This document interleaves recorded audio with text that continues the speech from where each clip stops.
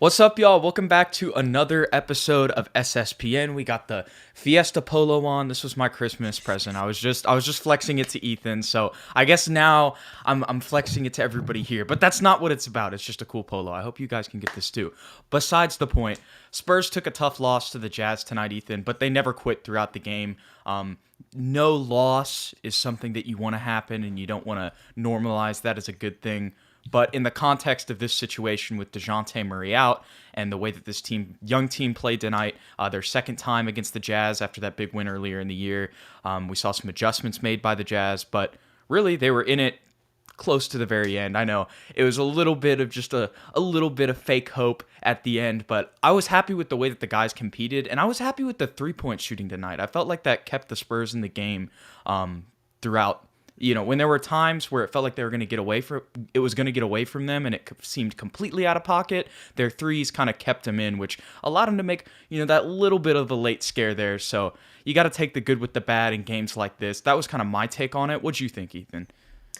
Tonight was just a perfect example of what makes a perennial playoff team, a team that's fighting to get to the finals versus a team that's fighting to get into the play-in tournament. Both teams missing their best player, their go-to scorer, Donovan Mitchell and DeJounte Murray. It's going to come down to who has the most depth and veteran experience on the team, and Utah just pulled through. Another thing that was a big difference maker tonight, I don't know if it was our aggression that didn't get us enough fouls or if it was the referees, but we had 9 free throws tonight. They had 30. So that's really a big difference maker considering we only lost by 6 points, and we were always kind of within 10 to 15 points the entire night. Like you said, we fought hard. We just couldn't close the gap until our scrubs came into the Hey, game. no, we needed that energy. Joe Wieskamp We is a did. dog on defense. All of a sudden, nobody knew. He was just like making Oh my incredibly gosh. incredible timing defensive plays tonight from Wheezy with those 2 minutes. Put him in the starting lineup, Jude. I'm ready. Yeah, Just put him in there. absolutely. That's what we have to do. No, that seriously though, those were some good defensive plays by Wheezy. Obviously, the Jazz were kind of playing a little lackadaisical. They got that timeout, cleaned everything up, but he did a good job in those minutes. And I was kind of thinking late in this game, if some teams after you cut it, they would just put in, all right, let's put the starters back in again and really try to win this thing. I liked how Pop left those young guys out there. Those are valuable experiences, and I think they did well. So Spurs Tube TV, we see you in here. Asia, we see you in here as well from TSR. We appreciate that. And yeah, Tanner noticed also we're switched up. So that was something that we were just talking about that a little bit. I joined a little bit late. So, Ethan said we're halfway through the year. We got to switch it up a little bit. I don't know. We'll see. We'll see how it goes. Interesting. We're going to spice it up we a got little to. bit. And SSPN for you, Asia, stands for Spurs Sports Programming Network. So it's your ESPN, but for the Spurs. That's the way that we like to market ourselves. But getting back to tonight's game, our man in the comments earlier, Eric Pacina, mentioned it was a little bit of a rough shooting night. When you go look at the percentages for the Spurs, 45%, 33% from three. So obviously the Spurs have been shooting a lot better from three in other games. But at the same time, as I mentioned a little bit earlier, they were able to hit some timely threes, especially Doug. Derek had a good night shooting as well. Everybody else was a little bit off. Jacques went 1 for 5, and a lot of those threes, all of those threes actually were open. Yeah. So I'm not mad at that. I think that, honestly, we're a little bit rattled tonight from my perspective, what I saw. And I don't think that it was like, I don't know. It's hard to put this into words. But the point is, the Jazz just being better than us, rattled us a little bit. It's been a little bit since we played like a legit NBA team. So I think there were little mistakes here and there that ended up costing the game. Also, size. That was a big issue tonight. Let me go look at the rebound numbers. I believe somebody else brought that up in the comments, and I remember seeing that. Yeah, so 55 to 44 tonight for the Spurs against the Jazz. But the Spurs they out-assisted the Jazz as well, and they also had less turnovers than them, but that's when you start getting down to the three-point shooting. And also, if we go and look at free throws, like you mentioned earlier, really, that's the key to the game. That's the biggest difference, Yeah, that's the key to the game, 4-9, 23-30. What did you think? And it's not all about the refs, but if you guys were in the stream last night, you noticed how we were kind of talking about the COVID refs. There were only 2 last night in San Antonio. There were 3 tonight. maybe it's just me, Ethan, and I'm just being biased against these referees and not giving them enough credit, but I feel like I'm really seeing it, man. I feel like they got the backups in right now. Yeah, tonight was a rough one. I noticed it a lot too. I was thinking about you, Jude. I was like, these refs are missing a lot of calls that should be going our way. Some calls that look pretty obvious too. Not any of those like, oh, it could go either way. I understand where they're coming from, but I don't want to blame the referees either. It felt like we kind of lost some aggression as the game went on. In the first quarter, I felt like we were really going at Rudy Gobert, especially Lonnie Walker and Keldon Johnson and Jakob Poeltl. They were really going at him, and for the most part, beating him. You remember Lonnie Walker's nice little layup he got underneath Rudy's arm. Jakob started off hot and kind of went back to his old ways of not really being aggressive at the same time in the second half. And I think that might have cost us because it felt like to me, Jude, we were in the game when we were being aggressive. We were playing inside. And then Utah kind of went on a run. They got a lead. And we kind of, like you said, we kind of got rattled and we started putting up some okay shots, and then at the same time we weren't really hitting our open shots either. Like you said, Jacques was open for all 5 of his threes, only hit one. What are the odds of that happening again? Probably not likely. So there were just too many coincidences that lined up tonight that didn't go in the Spurs' favor. Yeah, I agree with everything you said. I think another factor too, when I look at the box score at the end of the game, and it's not always about that, but yesterday I mentioned, I was like, hey, like Derek's going to need to score 20 for us to have a chance. And that was the case. We had a chance. Obviously, it was a very slim chance, but still had it at the end of the game. What I notice is in the last game we played against the Jazz, Keldon Johnson had 24 points. Tonight, he had 13. And it is giving me a little bit of deja vu to last year. Definitely not as extreme, but it's going to be very interesting to see how like these top tier Western Conference teams, or maybe just not top tier, but like playoff Western Conference or Eastern Conference teams that we've played earlier in the year, how they adjust to the rest of our team. And so they definitely had the opportunity to really key in on Keldon, because not only did he take advantage the last time we played them, but then also DeJounte Murray was off the floor tonight. So I think that really cut off Keldon's running lanes, like the way that he likes to drive to the basket and just the way that he played in the past 2 games that we've seen, and he's been able to take advantage. Tonight, 5 for 13. Was able to be a force on the boards at least. He didn't play a terrible game overall. He played hard, but we needed him to get 20 tonight too to win. It makes it way more difficult without DeJounte too, because That's all the of a main sudden, reason. yeah, the Utah Jazz just had more weapons at their disposal, whereas the Spurs, we have Derek White in the starting lineup, and then if KJ's not hitting, that he's not a weapon, and then Lonnie Walker off the bench, but if he's not hitting, you really have to hope Devin steps up, and they both had 11 and 13, fair numbers, but DeJounte definitely would have made this a more competitive game, 100%. We might have even won if DeJounte's there. Yep. I like how you mentioned Doug McDermott, because in the moments where I felt like kind of going back to hitting threes, and he shot well tonight. But in those moments where it was like everything, all right, game's over, he was like, all right, no, I'm going to hit a 3 here, and it's not over just yet. So I like to see that from him, especially in a type of game like this. Unfortunately, it didn't lead to a W, but he's just another one of those vets who can kind of keep the young guys grounded, like mentally and literally by helping them on the floor. But I think we got a really good comment here from our man Rob over at Spurs Tube TV. And I want to talk about Jordan Clarkson too, because I see that in the comments. And you have to talk about the Wagner legend anytime he comes to San Antonio. But talking about Lonnie, because I wanted to ask you, really, like, what did you think of Lonnie's game tonight? Because like Rob's saying right here, some nights he looks like our 6th man. Other nights like tonight, I don't know. I guess he did get ripped when he turned down that 3. So I actually didn't see that, so I'm glad he brought that up. But another thing that whenever it comes to Lonnie, I don't know, because tonight I didn't feel like it was that. It was off, but I still feel like it was a difference from earlier in the year watching tonight. Maybe that's just me being, just seeing things through a happy Spurs lens and everything looks good. But what did you think? I agree with what you just said. I don't think that this loss was Lonnie Walker's fault. Obviously, looking at the box score, we wish that he had more points, only 11, the guy that's supposed to be our number 1 spark plug. But his demeanor and the way he was playing, it felt right to me. He was still being I think aggressive, we just played a especially in good the first defense. half. we did play a much better defense. And when Rudy Gobert is down low, it is really hard to score. And like I said earlier, he was really taking it to Rudy early on. It's just as the game proceeded, I think Utah just proved that they're a better team. That's just And when you have DJ out too, that allows Mhm. them to keen in. Like, coming into this game, they were game planning specifically for Keldon and Lonnie. Yes. So Yes, I agree. you have a good veteran team. You got Quinn Snyder over there. You got Rudy Gay, who played with Lonnie for a couple years too. We talked about that last night. Mhm. That is unfortunately what happened. So that's what I would say, Rob. I think it's a good point though, because it was a little concerning when you just you look at the box score after the game, but when you watch, it still feels like that demeanor switch is flipped, and he still made some good shots tonight. I just think for the first time in a couple games, we played like an elite defensive team. So Hopefully he turns it back around. Yep.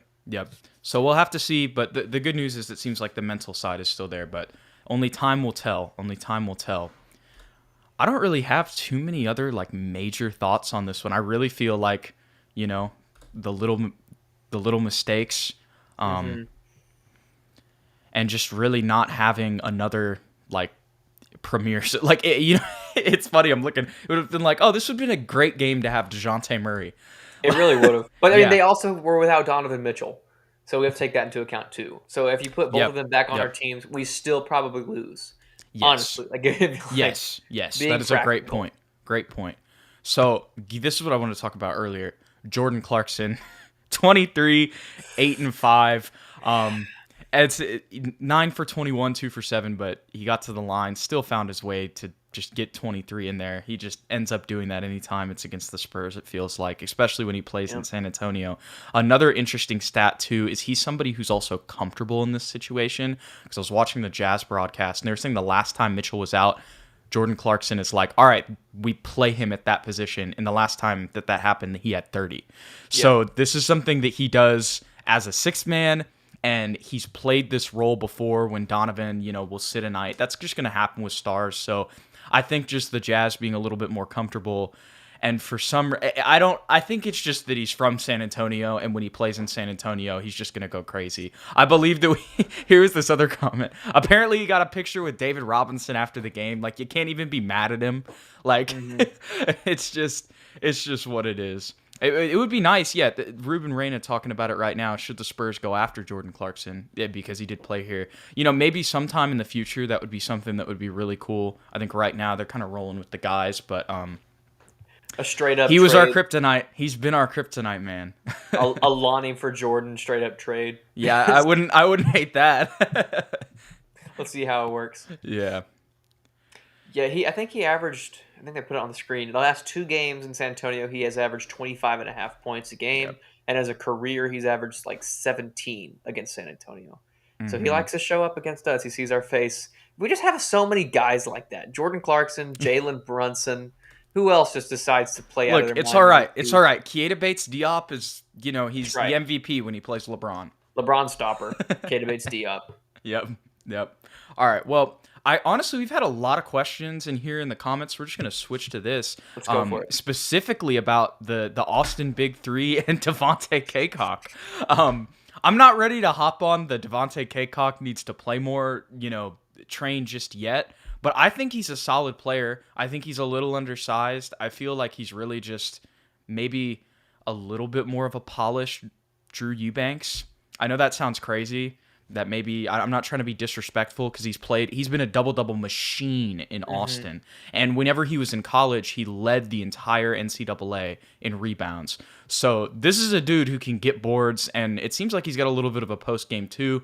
I just think that when he gets up to the NBA level, and maybe I'm wrong because we've had a lot of G League players translate very well, but I feel like he's still just behind a lot of those bigs. And once again, Zach Collins, that's still another one. So I just think he's behind too many people. And his lack of being able to stretch the floor. He is a great two-way player, and maybe he ends up taking a roster spot next year, but I feel like his ceiling is going to be like Keita Bates.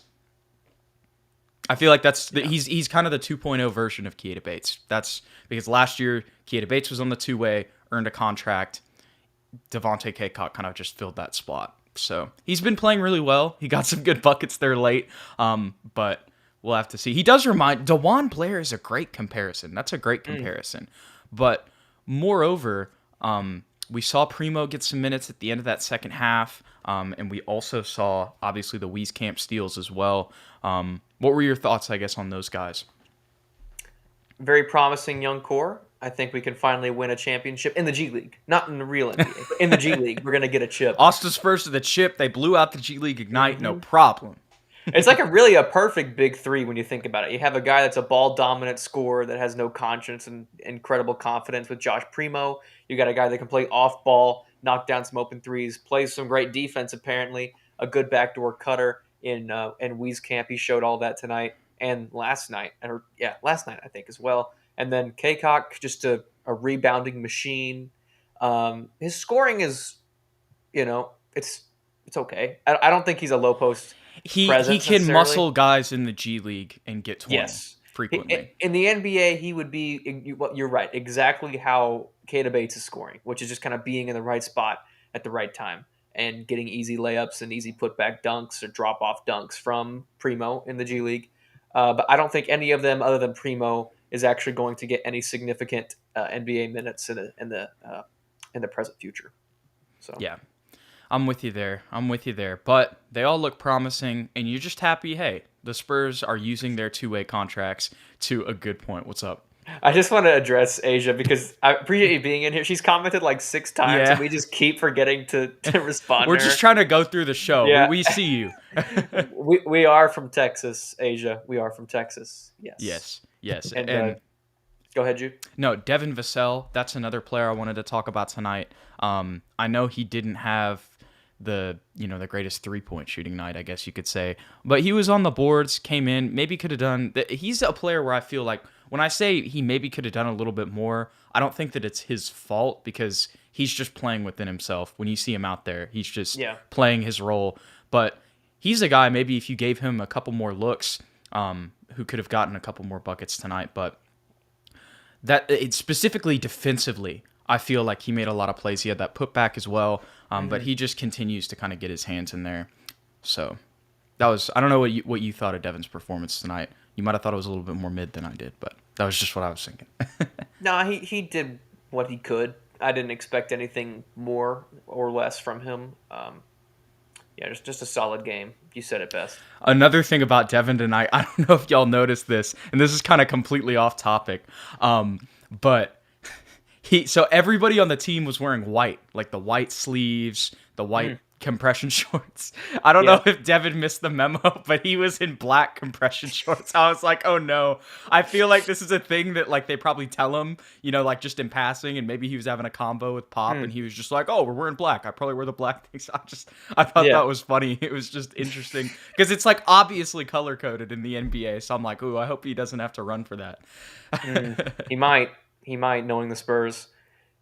Asia, we are, I'm a Cowboys fan. I don't think Jude is, though. Jude's a Louisiana guy. I'm a Saints fan, unfortunately taking the L tonight, but that's besides the point. Let's get back to the Spurs. Okay, yes. So I want to talk also about Jacques Landale. Just tell me what you thought about his performance tonight. I know he missed shots, but I still feel like I feel like this was, if you look at the plus minus, you're going to be like, oh, this maybe wasn't the greatest game for Jacques. But for me personally, I thought he still just made those basketball plays, was still in the right place at the right time. He got beat a couple times, but I still think he's a solid backup center. Not the greatest game, but, he's matched up against Rudy Gobert more than he thought he was going to be with the foul trouble from Jakob. So I still feel like even though this was a rough game for Jacques, like the promise is still there and everything that he's been kind of appealing to us recently is still that's still out there. It was just rough game for him tonight. Yeah, I'm not mad at him at all. I'm not jumping off the Jacques train yet. Offensively, he's still in the right place at the right time. I know he missed shots, but those will fall as we continue down the season. What worried me most about Jacques was his inability to get on the boards. He only had 1 rebound tonight at 7 feet. I know he's going against That's a great point. And he's going up against the Stifle Tower and Gobert. But you'd still like to see him get more than 1 rebound, especially when Jakob has got 13 and Keldon's got 7. Um, you got to get more than one. That's the only negative I can really harp on with his game tonight. That was something I missed, and I'm glad you said that because that was something over the past 2 games that we've really been praising him for. We're like, oh my God, look at his offensive rebounds, the way that he's been able to dish out. But, that's the difference of playing COVID NBA players and then playing a team that's basically completely healthy, or is completely healthy in regards to that. So we'll have to see how that it's just going to be interesting to see. Hopefully he can just grow from this and learn to, be a little bit more physical. But we'll have to see what ends up happening. Oh, look who's back. Tavares is back. Yes, it's okay. It's all right. 10-6 after 4-13. So Spurs are doing pretty well so far. After that little stretch there, it's going to be a tough game against one of the better teams against the Utah Jazz. But going back to what I was saying with Jacques, just the way that, like you said, those boards, he needs to step up there for sure. And it's just going to be interesting to see how he plays against other NBA rotation players. It took me forever to get to that point, but I was trying to get there. And so because you're going to be playing another, like Hassan Whiteside really isn't like that whenever it comes to the top tier backup centers. So hopefully he can just be more physical, but because if he can't, that's going to be an issue for him moving forward. Just one game though, but hopefully that's something that he can improve on because it's no longer going to be Greg Monroe and the boys, out there. That was crazy. I saw Greg Monroe got a contract. I haven't thought about him. I remember trading for him, in 2K13 when he was on the Bucks. I was like, oh, what a promising young center. And now it's like, oh, wow, he's back in the NBA. That's insane. I haven't thought about him in forever. So good for him. Good for all the guys that are out there getting contracts and keeping the league going.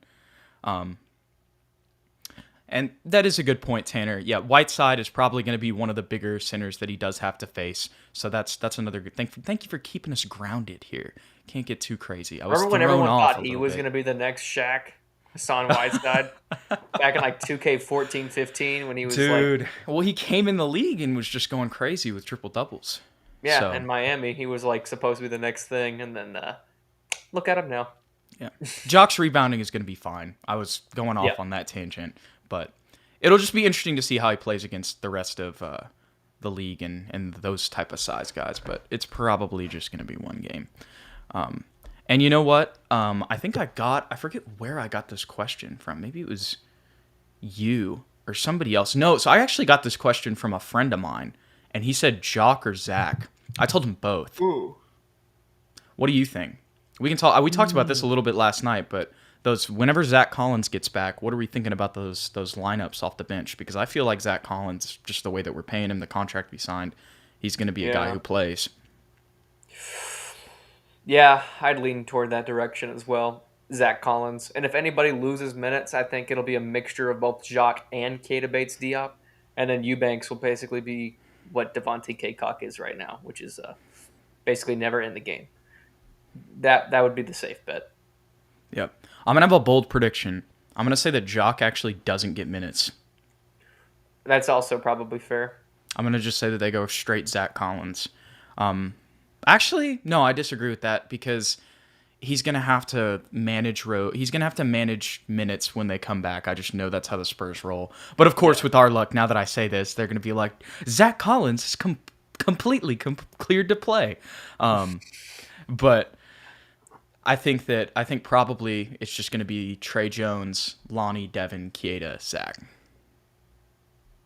Yeah, that's probably fair. And then the normal lineup in DeJounte, Derek, Jakob. Keldon, Doug, and Jakob. Yeah, yep.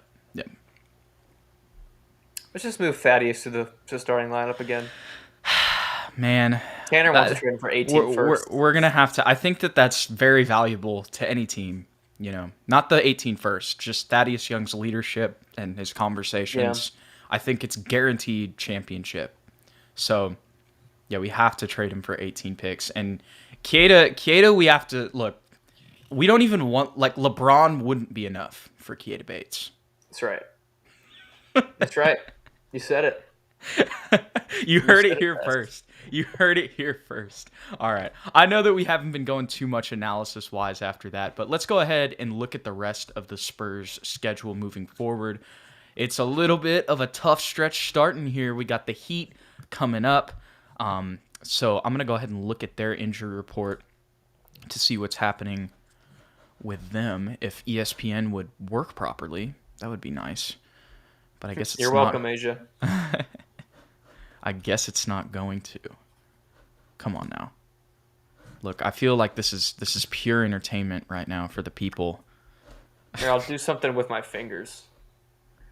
I just want to know. Yeah, they're not giving me the injury report right now. Wait. Okay. Think about all the subscribers we're getting right now, Jude. I know. Okay, I have the injury report. All right. So PJ Tucker is out, and Markieff Morris is out. So we won't be injured tomorrow. That's a good thing. Or Wednesday. Yeah, but Kyle Lowry, Bam Adebayo, and Bam Adebayo's out for a while, so he actually got hurt on December 7th. I had no clue about that. So he went through surgery. But Kyle Lowry is also out, and I think that's health and safety protocols as well. So that, look, we obviously want everybody to get well as fast as possible. But, if Kyle Lowry's not playing in that game, that'll be nice for the Spurs. The way you said that was so friendly, but also so... It was so bad. That was the way that I intended it. So the Spurs got to go play the Heat. That will be another tough one just like this, but it seems like if DeJounte is still out, it's going to be a type of even game. I think the Spurs will probably have a little bit more of a chance in that Heat game, and then they're going to have Memphis and Detroit and Toronto before they go play Boston, Philadelphia, Brooklyn, and New York. So all winnable games except for... All winnable games, except for, well, I would say, moving forward, I think every game is winnable, especially if Lowry is still out on Wednesday. And it'll be interesting to see how long it takes DJ to get back, too, because there were a lot of new COVID regulations that were just released, and the quarantine period is moving from 10 to 5 days, so he could be back a lot sooner. So that's other good news. And really, that's probably my kind of final comment on this postgame. Yeah, you said it best, Jude, as usual. Alrighty. Any final thoughts, Ethan? Let's keep up the good work, boys. They're doing well. Look, it's a young team. They're playing well. It's a young team. This is a loss that you're not mad about. No. All in all. So let's hope the growth continues, and we'll see you guys soon. But before you leave, don't forget to like and subscribe if you did like this channel and this episode, or if you're just a Spurs fan. And then also follow us on Twitter at Ethan_Quintero and at Jude McLaren to stay updated with all the podcast stuff if you like listening to that. And go ahead and head over to SpursTube TV to check out some other great Spurs content. And also, if you would like to buy some merch from us, we got t-shirts, we got hoodies, we got mugs even. So y'all go check all that good stuff out, and we'll see y'all later.